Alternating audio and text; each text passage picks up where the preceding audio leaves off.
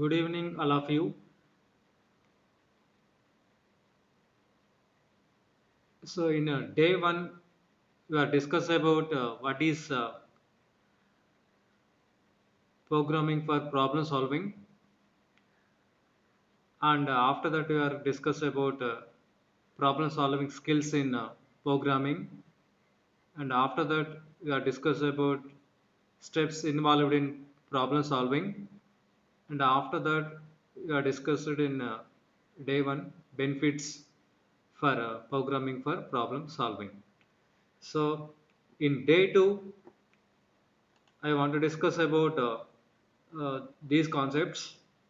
Uh, that is, what is an algorithm, and what is a flow chart, and what are the programming development steps, and the fundamentals of C programming, and application areas where the C programming can be used in what are the areas you can use C programming, and why you are using a C programming, and what are the limitations or drawbacks of using C programming you want to discuss in day 2.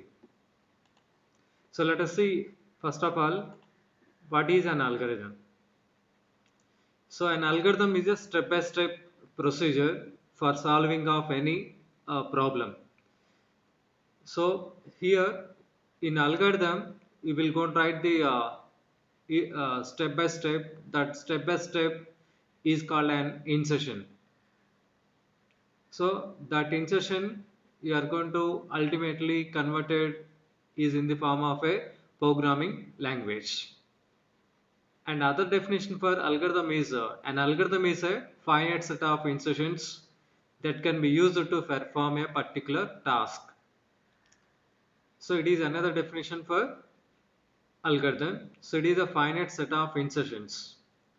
So that can be used to perform a particular task is called an algorithm.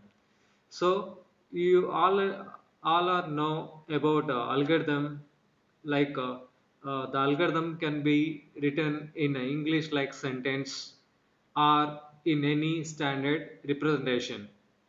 So we'll go and write the algorithm in the form of a English like language or English like sentence or in any standard representation. So the algorithm can be written in English like language is called as a pseudocode. The algorithm can be written in English like language is called as a pseudocode. So for example, as I said that in previous slide, an algorithm can be written in any standard representation. So for example, the algorithm can be written in design and analysis of algorithms. So the algorithm can be start with the algorithm and followed by name of the algorithm and followed by parameter list. And the algorithm will be start with the open curly brace and it will be ended with the closing curly brace. So for example, I want to write the algorithm for sum of numbers. So for that I will write algorithm and followed by name of the algorithm. So what is the algorithm I want to write? Then I want to mention here sum of numbers and followed by I am passing parameters, that is I and n. And initially I want to take sum is equal to 0, and after that I am going to use loop control statements, that is for I equal to 1 to n, and I want to increment the I value, and after that I want to perform sum is equal to sum plus I. So after that I am going to return the result variable, that is sum. So this is one of the standard representation which will be used in design and analysis of algorithms. So similarly, so whereas in a C programming language, so we'll go and write the algorithms. So is in the form of a step-by-step procedure. Like the first step will be start with the you can start the first step is you can start with the start, and the final step is you can stop the algorithm. So whereas in other standard representation of an algorithm, like in a design and analysis of algorithm, we'll go and write the algorithms like this. And now coming into properties. So what are the properties of an algorithm? So one of the these are the different types of properties of an algorithm. So the first one is the input. So for every algorithm takes 0 or more inputs. So uh, for example, I will be assign the values statically in my program. So for example, I assign while declaring of variable, I assign values directly to the variables. So at the time the algorithm cannot going to take any input from keyboard. So why? Because I already assigned values directly inside the program. Or otherwise you can provide the input to the algorithm or input to the program, uh, one or more inputs. So the input may be in the form of a numerical quantities or a non-numerical quantities. That means that you can enter the input as a numbers, or input as a characters, and so on. So that is about input. And second one is the output. So an algorithm produces one or more outputs. So definitely, so the algorithm should produce, or the program should produce at least one output or more than one outputs. So why? Because for example, if algorithm cannot produce any outputs, so that means that the algorithm not have solved any computational problem. So that means that you are not going to give any input to the program or any input to the algorithm, so that it cannot going to produce any output to the program or algorithm. So that means that if there is no outputs, the algorithm is considered not to have solved any computational problem. And coming to third one, definiteness. Each insertion in an algorithm should be clear and unambiguous. So that means that while writing of an algorithm, we have tried each and every insertion in an algorithm should be clear and without any ambiguity. So that is comes under definiteness of an algorithm. And fourth one is finiteness. So that means that every algorithm should terminate after finite number of steps. So for example, as I said that the algorithm first step is start, and last step will be stop. That means you can write the finite number of insertions in an algorithm. So but the algorithm cannot be a infinite loops. And fifth one is effectiveness. So each step of algorithm should be effective. So that means that while tracing, while performing a tracing of the program or tracing of an algorithm, it should be possible.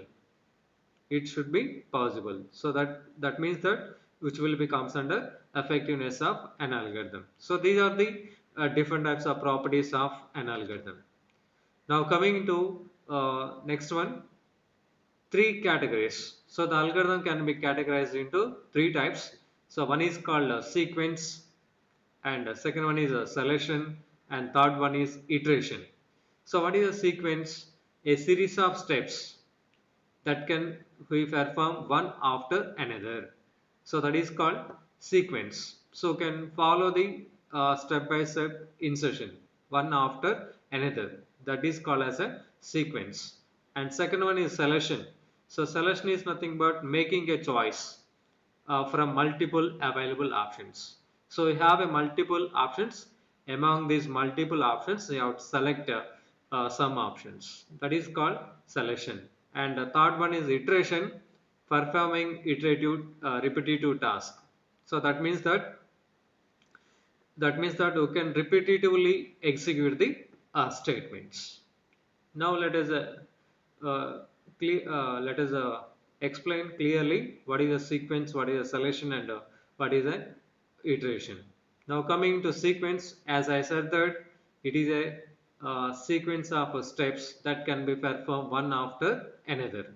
So for example, I want perform addition of two numbers. So then my insertions will be step 1 will be start, and step 2 is a you can get the a and b values from the input from the keyboard, or you can directly enter A and B values. And after getting A and B values, then step 3 is you need to calculate C is equal to A plus B, and step 4 is the entire resultant will be stored into the C variable, so you can display that C value, and finally you can stop the algorithm. So that means that you can write this step by step insertion one after the another. So that will be comes under sequence. And second one is a selection.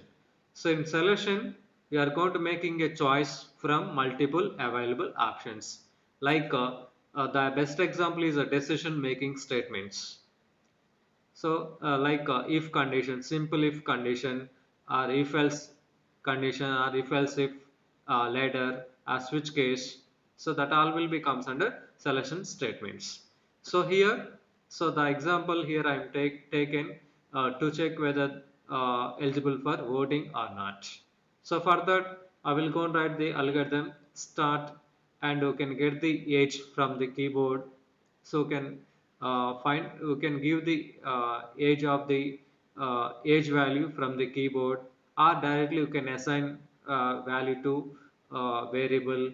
And after that I'm going to check whether the age of the person is greater than or equal to 18. If it is 18, then I want to print eligible for voting. So otherwise I am going to print not eligible for voting. So that means that you have a choice. So if age is greater than 18, then eligible for voting. So otherwise you have to choose else not eligible for voting.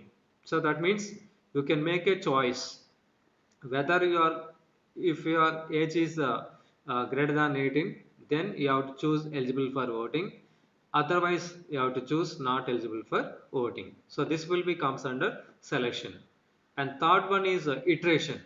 So iteration is nothing but you have to execute the statement and again. So that will be comes under iteration. So you can repetitively execute the same statements again and again until the condition will become as a false. So whenever the condition is false, then it will go to terminate the iteration. So for example, here I am writing a algorithm to print all natural numbers up to n numbers. So for that I will go and get the n value from the keyboard, and after that I am going to initialize the I value. So that is I is equal to 1, and after that I am going to apply the condition. So that is I less than or equal to n. If it is less than or equal to n, then I will go and print I value, and after that I am going to increment the I value. So otherwise if I let not less than or equal to n, then it will goes to step 7, that is uh, a stop. We will go and stop the iteration. So that is a algorithm for printing all natural numbers up to n numbers. I hope you will be understanding what I am saying. So I will explain once again. So my I value is 1, and I am going to check the condition I less than or equal to n.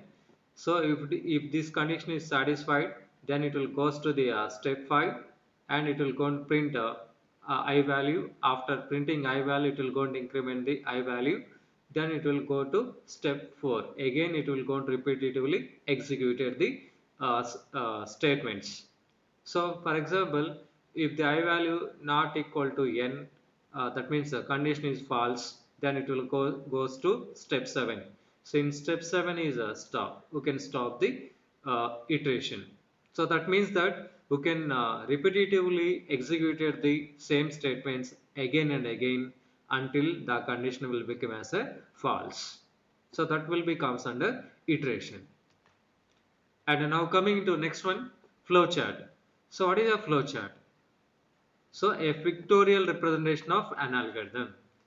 So what are the steps you are going to return in algorithm, step by step insertions that can be going to represented in the form of a pictorial representation. So the pictorial representation of an algorithm is called as a flowcharts. So for representation of step by step insertion in an algorithm, you have to use different types of symbols. like you can use a vowel symbol. So this symbol is used for starting and end of or stop the algorithm. For starting, you can use a vowel symbol. For ending of an algorithm, you can use a same symbol, that is a vowel symbol. And also we'll be going to use arrow marks for connecting from one relationship, one picture, one symbol to another symbol. You have to use arrow marks. And third one, input and output symbol, that is a parallelogram symbol. So you can use a parallelogram symbol for representation of input and output symbol. And fourth one is a process. If you want perform process like C is equal to A plus B. So that is a statement. So if you want to write that expression, then you have to use a rectangle symbol. For using this rectangle symbol for processing the statements. And decision making statements. If you want to write a conditional statements, then you have to use diamond symbols. So these are the some of the symbols you can use in a flowchart for representing each and every insertion in an algorithm. So not only these symbols, we will be also use some other symbols like circle. The circle will be used for connecting connector. It will go on acting as a connector. And also will be use subroutine symbols. Okay, these all will be used in for a representation of an algorithm. So let us see some examples how we're going to represent an algorithm in the form of a flowcharts. So for example, I want to write algorithm for finding the average of a given three numbers. So after writing of algorithm, so then I want to draw the flowchart for this same algorithm. So for that, first of all, I want to write the insertions like the first one is a start symbol, and after that you need to find out a value, b value, or c value, or you can get the a value, b values, and c value from the keyboard. And you need to compute sum is equal to a plus b plus c. And after that you need to calculate average of sum by 3. So here I'm taking 3 values, that's why I'm going to uh, uh, using by 3. So after getting a average, then I need to print that average. Then I will get the I will get the average of the 3 numbers. So for this algorithm, I'm going to write in the form of a flowcharts. So that is as I said that for starting and a stop symbol, I want to use a vowel symbol. So this is a start symbol and this is a end symbol. And similarly, uh, for declaring of variables, so reading of variables. Okay, for declaring of variables, I want to use process symbol. And for reading of ABC values, so this will be reading will be comes under input symbol or output symbol. So if you want read values from the keyboard, then that will be comes under input.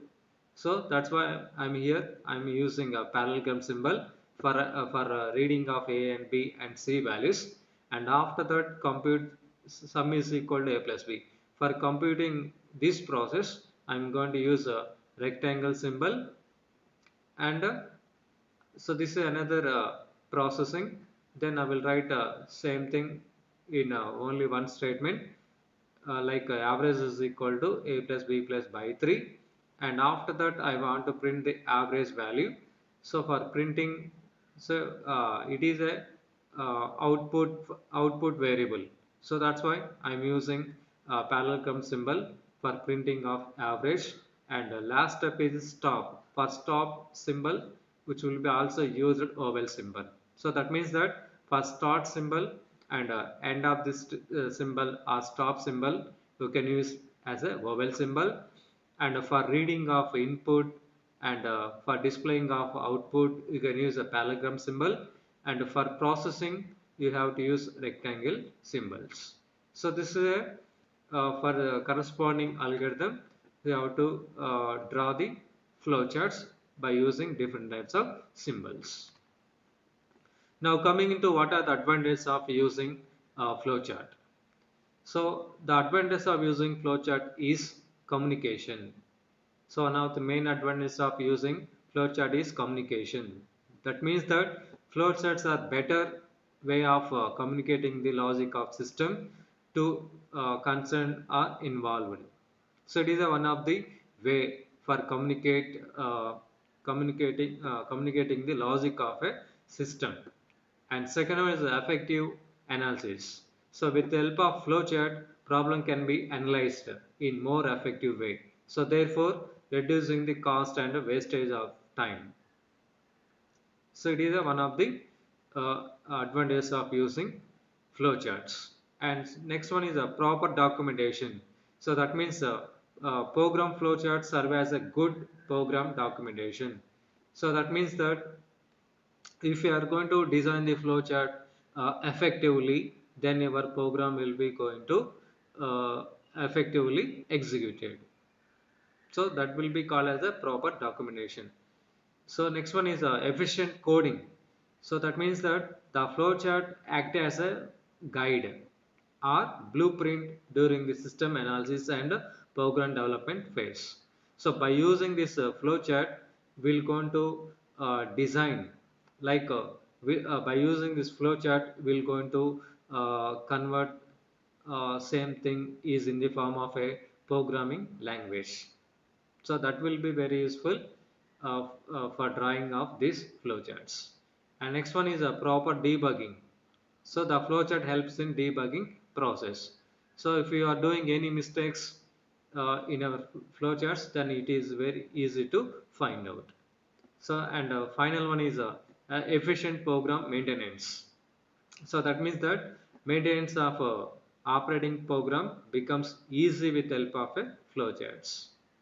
So it helps the programmer to put efforts more efficiently on that part.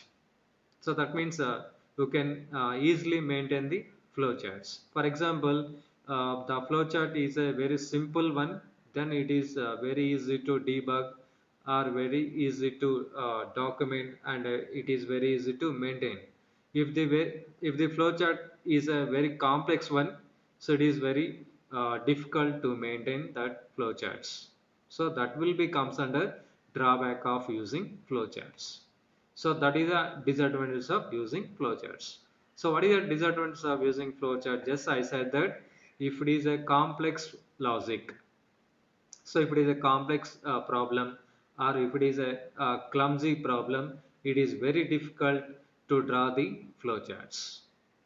So that is one of the drawback of using flowcharts. For example, let us take it is a 10 lines of 10 lines of algorithm, then you can easily draw.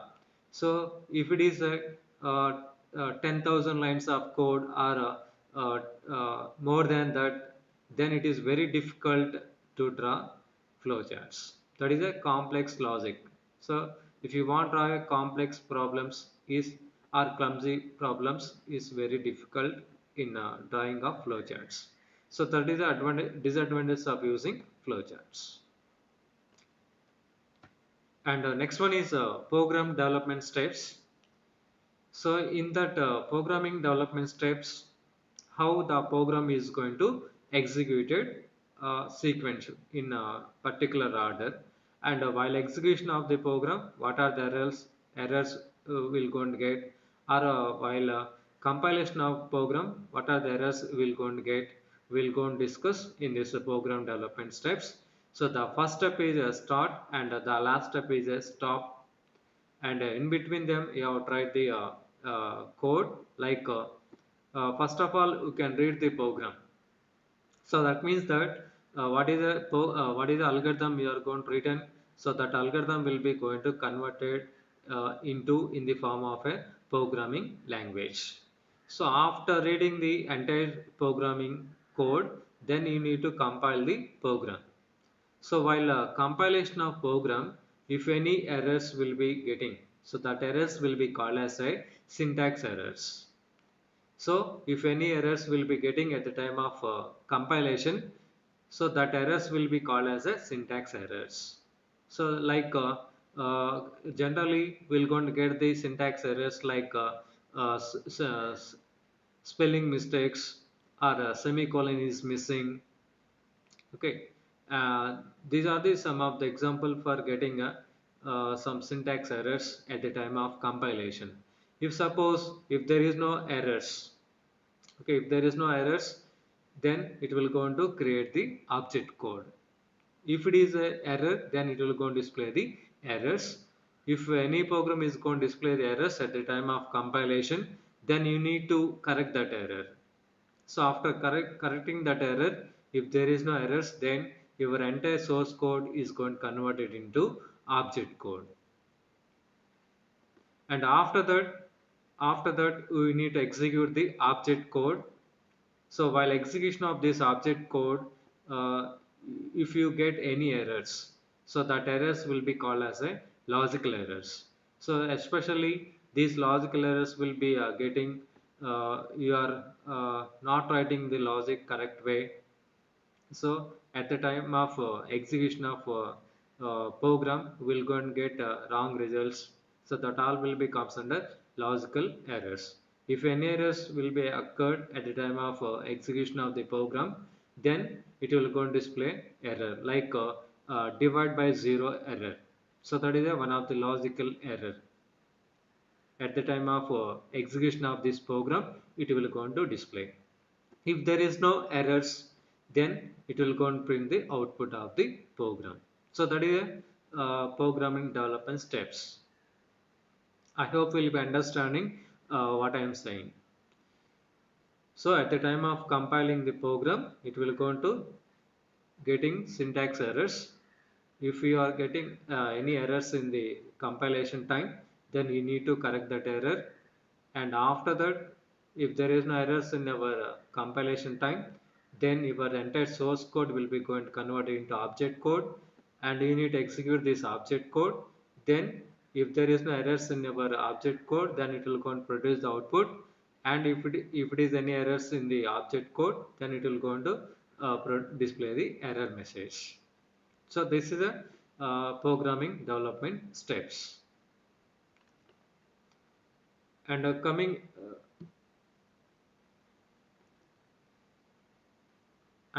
to next one, fundamentals of C programming.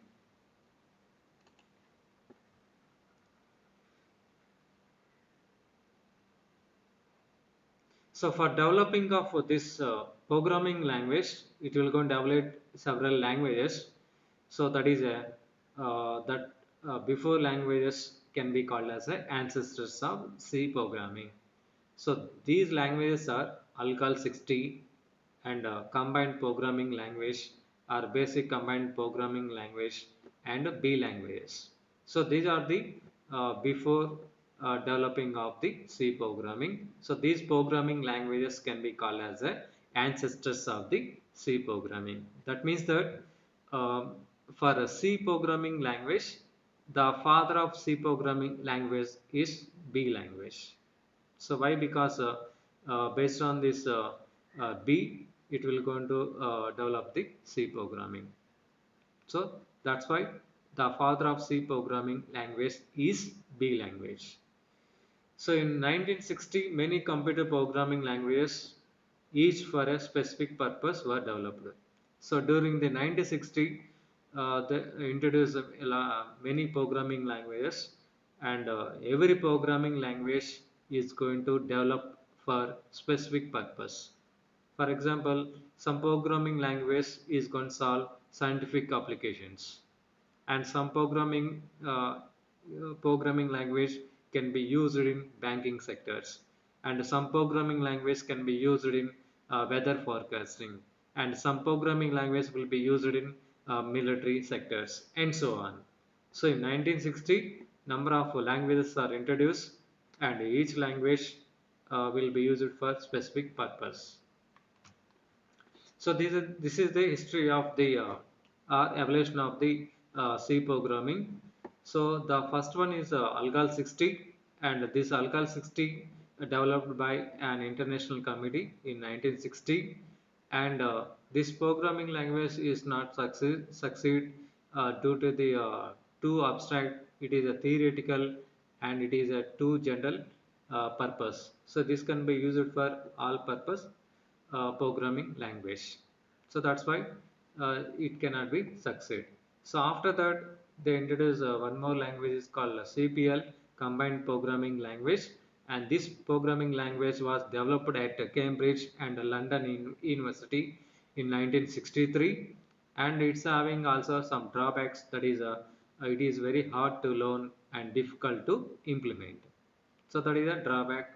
For overcome this drawback, they introduce one more language, that is called BCPL, Basic Combined Programming Language, and which was and it is developed by Martin Richards and Cambridge University in 1967. And this language also suffer with some problems like too less powerful, and too specific purpose. So it can be used in some particular purpose. And later it will go and develop the B language, and it was developed by Ken Thompson and Bell Laboratories in 1970. And this programming language is also having some drawbacks, that is a mission dependent and a typeless language. So B language is a typeless language. So what is a typeless language? So it allocates the same amount of memory for all kinds of data. So for all kinds of data, it will going to allocate the same amount of memory. So that's why it is called as a typeless programming language, and it is a mission dependent programming language. And finally, it will be introduced the C programming, and it is developed by Danish Rich. So the C programming language was developed by Danish Rich Bell Labs in 1972. So here the C language is developed. The father of the C programming language is B language, and here the C language was developed closely associated with the Unix operating system. So first, this programming language developed under Unix operating system. So this is a evolution of the C programming language. So we have different types of drawbacks for every programming language. We have to overcome all these uh, programming language drawbacks. They introduce C programming. So the C programming is going to overcome all these drawbacks of previous languages. Now coming to what are the application areas you can use this C programming language. So the C programming is a general purpose programming language, and it is not designed for specific area. For example, Fortran language. So that can be used only for scientific applications. So and whereas COBOL that can be used only for business applications. So whereas C programming is a general purpose programming language. So you can use all purpose, all areas. You can use a C programming language. So that is one of the application area of using C programming. That means that you can use a C programming in weather forecasting, military, and so on. And second one is C is well suited for business as well as scientific applications. So as I said that C programming is a general programming language. So that is you can use C programming in a business as well as scientific applications. So and also by using a C programming, you have to develop operating systems. You have to develop the system softwares like operating systems, compiler, and interpreters. So with help of this C programming, you have to develop the system softwares like operating system. You have to develop, and compilers you have to develop in a C programming, and interpreters you have to develop in C programming language. So that is about areas of C programming language. So that is about today class. And if you have any doubts regarding this topics, you can ask me. I will going to clarify your doubts.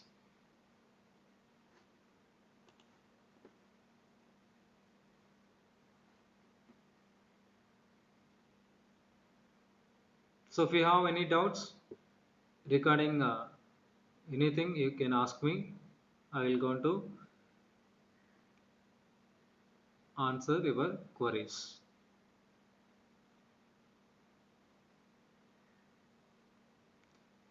So as I said that in yesterday class, I'm going to post the attendance link directly in a WhatsApp group.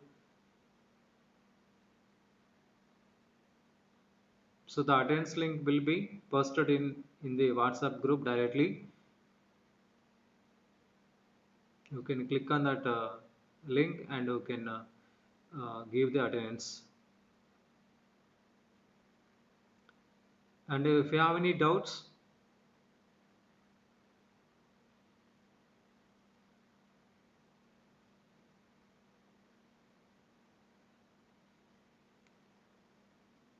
so if you have any doubts, you can feel free. You can chat with me.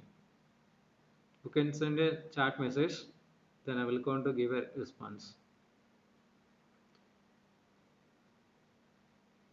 And if you don't have any doubts, so that's all about day 2, and we'll go and meet in the tomorrow. So thank you.